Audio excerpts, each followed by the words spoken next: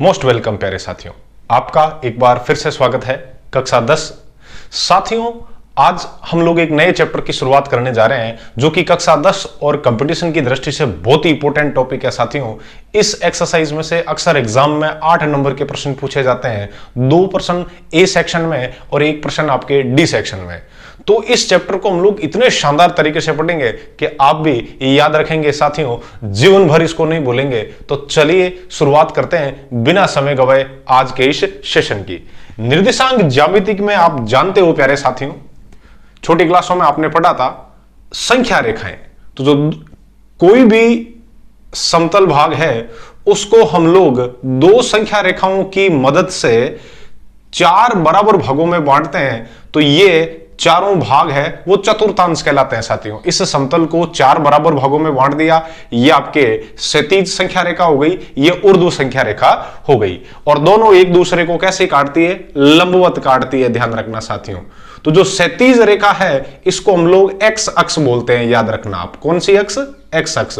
और जो ऊर्ध्व रेखा है इसको हम लोग वाई अक्ष के नाम से जानते हैं। साथियों, संख्या रेखा में आप एक बहुत ही शानदार चीज जानते हो, संख्या रेखा में हम लोग बाईं ओर से जब दाईं ओर जाते हैं तो संख्यात्मक मान बढ़ते हैं, और मध्य में क्या होता है? जीरो। साथियों, बीच में क्या होता है? जीरो।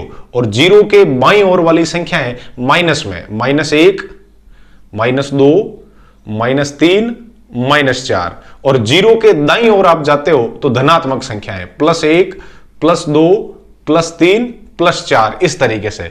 और यदि जीरो के ऊपर जाया जाए तो जो संख्याएं हैं वो धनात्मक होगी, +1, +2, +3, +4 और +5। और शून्य के यदि आप नीचे जाते हो साथियों, तो नीचे तो आज से आज तक कोई भी गया है, माइनस में ही गया है, ऊपर कोई भी गया है, प्लस में ही गया है, जो पीछे गया है वो भी माइनस में जाता है, और याद रखना जो आगे गया है वो हमेशा धनात्मक ही होता है। तो -1, -2, -3 और -4, ये मैं आप लोगों को समझाने के लिए एक रफ डायग्राम बना रहा हूं साथियों। तो इसमें देखो, ये कौन सी अक्ष है? जो आडी रेखा है वो एक्स अक्ष है, और जो खड़ी रेखा है वो आपके वाई अक्ष है। अब यदि देखा जाए तो ये अपना क्या है? प्रथम चतुर्थांश है साथियों। प्रथम चतुर्थांश मतलब इस पूरे भाग का चौथा अंश है, और वो भी जिसमें हमने इसको नंबर दे दिया पहला। तो प्रथम चतुर्थांश में क्या होता है? प्रथम चतुर्थांश में जीरो के एक्स अक्ष पर हम लोग दाईं ओर होते हैं और वाई अक्ष पर हम लोग ऊपर की ओर होते हैं। तो यहां दोनों ही धनात्मक होते हैं, मतलब एक्स वाला जो कोऑर्डिनेट है, एक्स अक्ष वाला जो निर्देशांक है साथियों वो भी धनात्मक होता है। एक्स अक्ष वाला निर्देशांक भी धनात्मक और वाई अक्ष वाला निर्देशांक भी आपके धनात्मक होता है, दोनों ही आपके प्लस के होते हैं। अब यदि बात की जाए द्वितीय चतुर्थांश की, सेकंड चतुर्थांश कौन सा है? इसके जस्ट आगे ये वाला। तो ये हो गया आपके पास द्वितीय चतुर्थांश प्यारे विद्यार्थियों। तो द्वितीय चतुर्थांश की हम लोग बात करें तो इसमें x तो आ गई। अब लोग x अक्ष का जो निर्देशांक है वो तो माइनस का है क्योंकि हम लोग बाईं ओर आ गए, और y अक्ष का जो निर्देशांक है वो प्लस में है क्योंकि अभी भी हम ऊपर चल रहे हैं। तो x अक्ष का निर्देशांक, x अक्ष का जो निर्देशांक है साथियों वो तो यहां चलता है ऋणात्मक, और y अक्ष का जो निर्देशांक है वो चलता है धनात्मक। इसी तरीके से आगे चले तो हम लोग देख पाते हैं कि प्रथम, द्वितीय और ये हो गया अपना तृतीय चतुर्थांश साथियों। तृतीय चतुर्थांश देखो रटना बिल्कुल ही नहीं है, आप लोगों को समझना है। तृतीय चतुर्थांश में जब हम x की बात करें तो x किस तरफ है? जीरो के बाईं ओर है साथियों। और बाईं ओर की क्वांटिटी कैसी होती है? बाईं ओर की जो मतलब राशि है या हम देखते हैं निर्देशांक है वो कैसा होता है? वो यहां नेगेटिव होता है, माइनस का होता है। और जीरो के नीचे जाया जाए कहने का मतलब है माइनस का होता है, मतलब दोनों ही माइनस के। अब बचा है अपने पास आखिरी चतुर्थांश प्यारे साथियों। एक एक चीज क्लियर करते जाएंगे। हाँ, चतुर्थ चतुर्थांश, चतुर्थ चतुर्थांश। इसमें यदि देखा जाए तो x अक्ष पर हम कहां हैं? कि सर x अक्ष पर हम लोग मूल बिंदु के या जीरो के दाईं ओर स्थित है। तो x अक्ष का जो निर्देशांक है वो तो हो जाएगा साथियों धनात्मक, और y अक्ष का जो निर्देशांक है वो अभी हम शून्य के नीचे चल रहे हैं तो उस स्थिति में हो जाएगा ऋणात्मक। एक चीज आप नोट करना प्यारे साथियों, ये जो एक दूसरे के अपोजिट चतुर्थांश है इनमें निर्देशांकों के चिन्ह हमेशा उलट होते हैं। देखिए कैसे, प्रथम और तृतीय एक दूसरे के उल्टे हैं, यहां दोनों ही धनात्मक है, यहां दोनों ही ऋणात्मक है। दूसरा और चौथा एक दूसरे के मतलब ठीक आमने सामने हैं, तो यहां x प्लस माइनस का है, इसमें x प्लस का है, इसमें y प्लस का है, इसमें y माइनस का है। ये तो हो गई चतुर्थांशों में बिंदुओं की स्थिति, मतलब कौन से चतुर्थांश में किस अक्ष का निर्देशांक धनात्मक होता है और किस अक्ष का निर्देशांक प्यारे साथियों ऋणात्मक होता है, ये हमने चर्चा कर ली।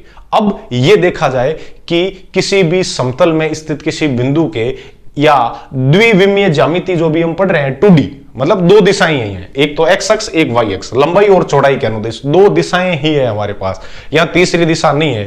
त्रिविम निर्देशांक ज्यामिति आपका और हमारा साथ रहा तो जरूर हम कक्षा 11 में पढ़ेंगे, वहां 3D के बारे में अच्छे तरीके से जानेंगे। अभी हम 2D के बारे में समझ लेंगे। तो 2D के किसी भी समतल में कोई भी एक बिंदु स्थित है तो उसके कोऑर्डिनेट कैसे लिखते हैं, उसके निर्देशांक कैसे लिखते हैं, वो चीज हम लोग देखते हैं। तो आप लोग यहां नोट करते रहना साथ साथ में। समतल कौन सा है, x और y, दो अक्ष हैं, तो एक्स वाई समतल में, एक्स वाई समतल में किसी बिंदु के निर्देशांक, किसी बिंदु के निर्देशांक साथियों याद रखना, कोई भी बिंदु है उसका जो निर्देशांक किस तरीके से लिखते हैं, पहले लिखते हैं x अक्ष का निर्देशांक ब्रैकेट बना के, और पहले लिखते हैं x अक्ष का निर्देशांक, फिर कोमा करके, और बाद में लिखते हैं y अक्ष का निर्देशांक, y अक्ष का निर्देशांक। तो अब देखो, अब मैं इसको इस फॉर्मेट में लिखने की कोशिश करूंगा। तो यहां x अक्ष वाला हमेशा धनात्मक होता है, y अक्ष वाला भी धनात्मक है साथियों, इसमें x अक्ष वाला ऋणात्मक है, y अक्ष वाला धनात्मक है, इसमें राम जी महाराज दोनों ही ऋणात्मक है, और यदि चौथे की बात की जाए तो इसमें x तो धनात्मक और y ऋणात्मक। ये निर्देशांक लिखने का तरीका हो गया। अब सबसे बड़ी बात, x अक्ष को किस नाम से जाना जाता है, y अक्ष को किस नाम से जाना जाता है, उनके नाम देख ले मैं साथियों। तो एक चीज हमेशा याद रखियो, x अक्ष को हिंदी में तो कहा जाता है भुज, x अक्ष को हिंदी में तो कहा जाता है भुज, और इंग्लिश में कहा जाता है अब्सैसा। तो देखिए क्या क्या लिखेंगे, x अक्ष के निर्देशांक को भुज या अब सही सा कहा जाता है। यह चीज आप लोगों के दिमाग में आ गई होगी। कई बार प्रश्नों में ऐसा बोल देते हैं कि किसी बिंदु के भुज का निर्देशांक इतना है, और फिर भुज हमें मालूम ही नहीं होवे भुज कहते किसे हैं, और उस स्थिति में हम अपनी गुद्दी कुचरे हैं, तो वो कतई न्याय संगत नहीं है साथियों। तो आपको मालूम होना चाहिए x अक्ष के निर्देशांक को क्या कहा जाता है, भुज कहा जाता है। और दूसरी चीज, y अक्ष के निर्देशांक को, y अक्ष के निर्देशांक को कोटि कहा जाता है। क्या कहा जाता है, कोटि। और कोटि कह दो चाहे ऑर्डिनेट कह दो साथियों, एक ही बात है, कोऑर्डिनेट नहीं, ओनली ऑर्डिनेट, याद रह जाएगा आपको। तो ये दो इंपॉर्टेंट चीजें हमने देखी है। तो अब किसी भी बिंदु के निर्देशांक लिखने की बात की जाए तो पहले लिखा जाएगा भुज और बाद में लिखी जाएगी उसकी कोटि। भुज क्या होता है, भुज होता है x अक्ष का निर्देशांक, x अक्ष का निर्देशांक। और कोटि क्या होती है साथियों, कोटि आप जानते हो y अक्ष का निर्देशांक, y अक्ष का निर्देशांक। क्लियर है। देखो एकदम जीरो लेवल से शुरुआत कर रहा हूं मैं, एक एक चीज आप लोगों के सामने बिखेरने की कोशिश कर रहा हूं, और इसका मतलब उचित परिणाम भी आपको मिलना चाहिए। हां, तो चलिए इसको इरेज करते हैं और फिर आगे चलते हैं। और तो चलिए साथियों अपनी चर्चा को आगे बढ़ाते हैं। ये कौन सी अक्ष है अपनी, x अक्ष। आप जानते हो साथियों x अक्ष, ये मैं वापस बना रहा हूं नीचे, x अक्ष ये होता है x अक्ष का मूल बिंदु। x अक्ष पर आप लोग दाईं ओर जाते हो तो x का मान धनात्मक बढ़ता है, और यदि x अक्ष पर आप लोग बाईं ओर जाते हो तो x का जो मान है वो ऋणात्मक रूप में बढ़ता है प्यारे साथियों। और यह है आपकी y अक्ष। इसमें भी आप लोग याद रखना ये मूल बिंदु है, और मूल बिंदु के ऊपर, या मतलब मूल बिंदु तो बाद में मानेंगे जब ये काटेगा, ये आपके शून्य है, इसके ऊपर की ओर जाते हो तब तो मान धनात्मक होता है, और शून्य के नीचे की ओर जाते हैं तब मान होता है ऋणात्मक। अब एक चीज मैं यहां लिख रहा हूं, याद रखना कि मूल बिंदु के निर्देशांक, मूल बिंदु ओरिजिन पॉइंट पहले तो कहते किसे है, वो चीज देखेंगे हम लोग, मूल बिंदु या होरिजन पॉइंट के निर्देशांक। साथियों मूल बिंदु वह बिंदु होता है जहां पर आपके क्षैतिज और ऊर्ध्व, क्षैतिज तो आड़ी वाली और ऊर्ध्व खड़ी वाली, मतलब एक्स अक्ष और वाई अक्ष दोनों अक्ष हैं, जहां एक दूसरे को काटती है या प्रतिच्छेद करती है, वो बिंदु आपके मूल बिंदु होता है। तो एक्स अक्ष और वाई अक्ष जहां काटती है वो मूल बिंदु होता है, और इसको O से रिप्रेजेंट किया जाता है, और इसके जो कोऑर्डिनेट है साथियों वो 0,0 होते हैं, क्योंकि इस बिंदु पर x का मान भी 0 होता है और y का मान भी 0 होता है। एग्जाम में ये 1 नंबर का प्रश्न अक्सर पूछा जाता है, बहुत ही इंपॉर्टेंट है, ध्यान रखना साथियों। हाँ, मूल बिंदु के निर्देशांक 0,0 होते हैं, 0,0 होते हैं, ये चीज आपको याद होनी चाहिए, और यहां से हमने इसको देख लिया। अब सबसे बड़ी बात, मान लो कोई भी बिंदु x अक्ष पर है, मान लो कोई भी बिंदु x अक्ष पर है, मतलब यहां पर कोई बिंदु है, तो यहां पर आपने क्या किया, यहां से यहां तक आप लोग आए, तो न तो आप लोग इसके ऊपर गए और न ही आप लोग इसके नीचे गए, मतलब x का y का मान न तो ऊपर की ओर जाने पे बढ़ा प्लस में और न ही नीचे की ओर जाने पर बढ़ा माइनस में, क्योंकि आप न तो ऊपर जा रहे हो और न ही नीचे जा रहे हो, केवल x अक्ष पर ही जा रहे हो। तो कहने का मतलब x अक्ष पर हमेशा y का मान 0 होता है साथियों, ये चीज आप याद कर लेना। x अक्ष पर, कौन सी अक्ष पर, x अक्ष पर सदैव, x अक्ष पर सदैव y निर्देशांक, y निर्देशांक कह दो चाहे कोटि कह दो, एक ही बात है साथियों, कोटि का मान सदैव 0 होता है, 0 होता है। याद रह जाएगा आपको कि सर जी 100% याद रह जाएगा, माने याद रियोड हो जाए, क्यों, क्योंकि मा तो एक्स अक्ष मत रोता फिरा, न तो ऊपर गया न नीचे गया, जब वाई मते तो हाल हालिया ही कोनी, जब वाई रो मान तो 0 ही गई। हाँ बस ओ लॉजिक ध्यान रख दियो। अब देखो एक्स अक्ष पर स्थित, एक्स अक्ष पर स्थित किसी बिंदु के निर्देशांक, एक्स अक्ष पर स्थित किसी बिंदु के जो निर्देशांक होते हैं साथियों वो किस तरीके से होते हैं, याद रखना। एक्स अक्ष पर अब हम लोग आगे गए या पाछे गए, प्लस वाले भाग में गए या माइनस वाले भाग में गए, बाईं ओर गए या दाईं ओर गए, ये हमें मालूम नहीं है साथियों, ये मालूम नहीं है, तो मालूम नहीं है तो वो तो एक्स हो गया भाई, जहां जाएंगे इधर आएंगे तो माइनस में रहेगा, 0 के उस तरफ जाएंगे तो प्लस रहेगा, यहां रह गए तो 0 है, लेकिन ये मालूम नहीं है इसलिए यहां तो एक्स लिख दिया। y का मान तो मुझे 100% मालूम है, एक्स अक्ष पर y का मान तो 0 ही होता है, तो किसी बिंदु के निर्देशांक x, 0 होते हैं। ये बात आपको कैसी लगी जरूर बताइएगा। आगे देखो, अब बात करते हैं हम लोग y अक्ष वाले की। ये y अक्ष है, इस पर आप ऊपर जा रहे हो तो y का मान धनात्मक रूप में बढ़ रहा है, शून्य के नीचे जा रहे हो तो y का मान ऋणात्मक रूप में बढ़ रहा है, परंतु आप न तो दाईं ओर जा रहे हो और न ही बाईं ओर जा रहे हो, मतलब x के मान में कोई भी चेंज नहीं होता है। तो कहने का मतलब y अक्ष पर x का मान न तो धनात्मक बढ़ता है न ही ऋणात्मक बढ़ता है, हमेशा 0 रहता है साथियों। तो क्या लिखोगे आप, y अक्ष पर, y अक्ष पर सदैव, y अक्ष पर सदैव x निर्देशांक, मतलब x अक्ष का जो निर्देशांक है जिसको आप लोग भुज भी बोलते हो, भुज का मान सदैव, भुज का मान सदैव क्या होता है साथियों, और अटे भुज का मान सदैव 0 होता है। मतलब एक चीज आपकी समझ में आ गई साथियों, x अक्ष पर तो y का मान 0 होता है और y अक्ष पर x का मान 0 होता है, इस चीज का आप लोग ध्यान रखना है ना।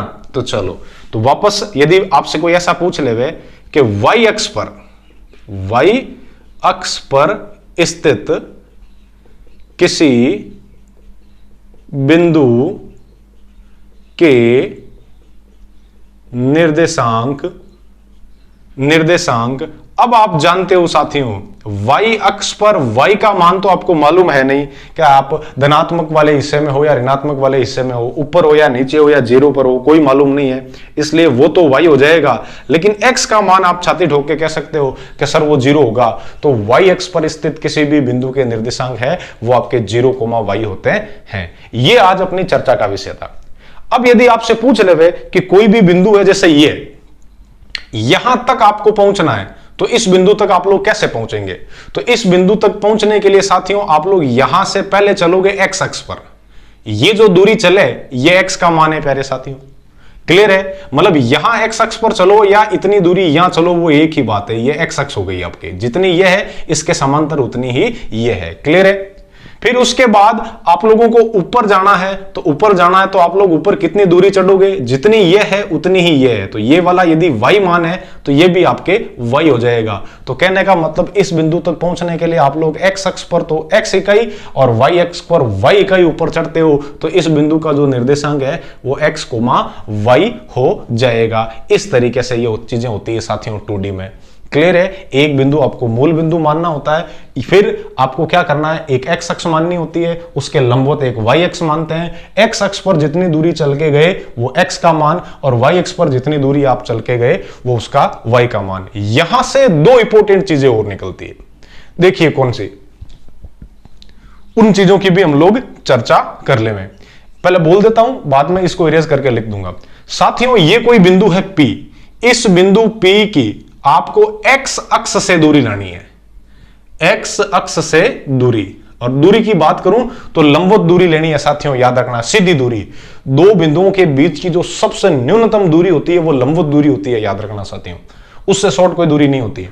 तो ये जो बिंदु P है, इस P की इस x अक्ष से दूरी क्या होगी? कि सर दूरी तो आई जवेई, तो क्यों नो मतलब कहीं आयो साथियां कि कोई भी बिंदु आपने दियोड़ो है और मेरी x अक्षों दूरी पूछ लेवे जने तो y रो मान आई, और यदि y अक्षों दूरी पूछ लेवे, y अक्ष है a, और इरो यदि ई बिंदु री दूरी पूछ लेवी तो वो भी आ करे x रो मान। याद रखनी शॉर्ट ट्रिक, जकी अक्षों दूरी पूछे बिरा कोऑर्डिनेट माते आप हाथ रख दो, लारे जको आइटम बचियो बा दूरी है। जैसे आपने पूछ लियो x अक्षों दूरी ज्ञात करो, तो x आड़ा मत अंगूठो मेलो के सर लारे के लार मान के कौन दिखे, हाउल मेलो बेटा, x आड़ा ना आप छुपाओ, लार कहीं बचियो y, तो x अक्षों दूरी y आड़ो मान, y अक्षों दूरी x आड़ो मान। याद रह जाए आपने, पक्की बात है। चलो छोटी एक चीज आप अटका दा ताकि आप लोग भी भूलो को नहीं। हाँ, और बहुत इंपॉर्टेंट चीज है, एग्जाम में कई बार सीधी पूछ लिया करे, NOTE नोट, किसी बिंदु P x, y की x अक्ष से दूरी, x अक्ष से दूरी, उसका कोटि का, किसका कोटि कह दो, चाहे y अक्ष का निर्देशांक कह दो, y अक्ष का निर्देशांक होती है या होता है। मतलब बिंदु P की x अक्ष से दूरी पूछनी है तो y अक्ष वाला मान होगा, एवं एंड बिंदु P x, y की y अक्ष से दूरी, कौन सी अक्ष से दूरी, y अक्ष से जो दूरी होती है वो उसका भुज कह दो, या x अक्ष का निर्देशांक, x अक्ष का निर्देशांक होती है या होता है। ये चीज आपकी समझ में आई कि नहीं आई? अब मैं सीधा आपसे पूछूं कि कोई भी बिंदु है जिसका इसका निर्देशांक मान लो आपके 5,6 है, तब आपसे ये पूछ लिया जाए कि इसकी x अक्ष से दूरी लाओ, तो x अक्ष वाले पे अंगूठा रख दो, पीछे बचा 6, तो इसकी x अक्ष से जो दूरी है वो y वाला मान है 6 इकाई। और यदि इसकी y अक्ष से दूरी पूछ लेवे तो y वाले को छुपा दो, पीछे बचा x, तो x वाला जो मान है वो 5 इकाई इसकी y अक्ष से दूरी है। याद रह जाएगा कि नहीं रह जाएगा कि गुरुजी 100% रह जाएगा? तो चलिए फिर मिलते हैं अगले भाग में, तब तक के लिए धन्यवाद सर।